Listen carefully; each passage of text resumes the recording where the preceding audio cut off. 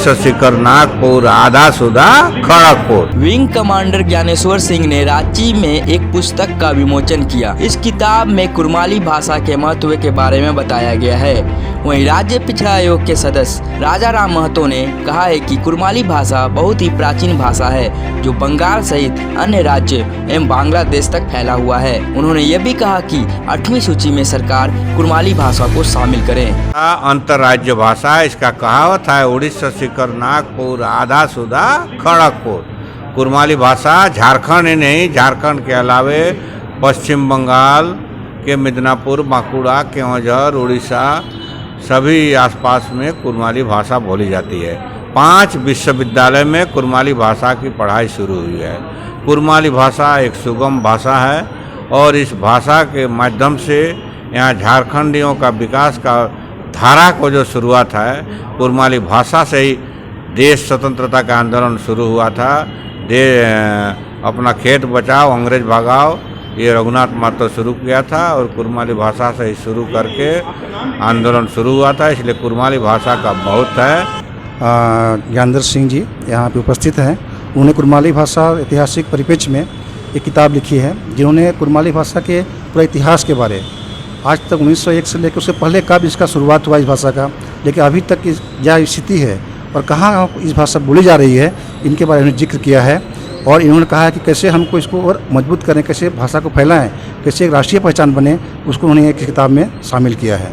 इस किताब लिखने का मेरा मकसद है कि कुरमाली भाषा जो हमारी यहाँ की बहुत ही प्राचीन भाषा है, उसको कुछ एक साक्ष्य के साथ उसके जो इतिहास है उसका वर्णन करना, ताकि हमारे लोगों को पता चले कि ये भाषा का उद्भव कैसे हुआ और हम लोग इस भाषा के क्या महत्व है और इसके बीच क्या क्या इसको बीच में जो मिडिवल एज से जो हुआ है प्रॉब्लम और अंग्रेज़ों के आने के बाद से जो भाषा के विस्तार में क्या दिक्कत आई थी, उसको प्रकाश डालना मेरा मकसद था।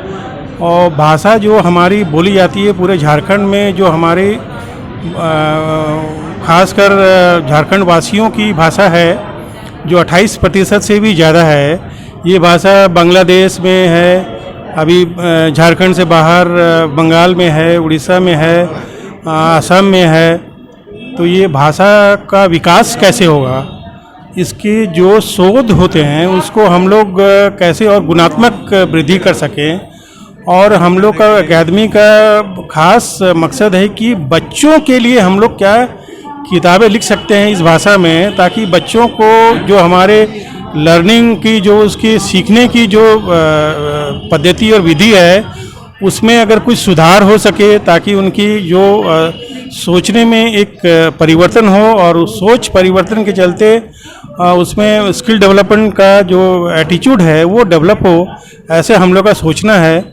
और भाषा का नए आयामों में कहाँ से जाना है और कैसे जाना है, और जो हमारे दूसरे भाषाओं के अच्छे साहित्य का अनुवाद हम लोग करें, ताकि एक जो साहित्य का जो विभिन्न क्षेत्र है उससे हमारे लोगों को जानकारी हो और हमारे समाज के विकास में हम उसका कैसे इस्तेमाल कर सकें।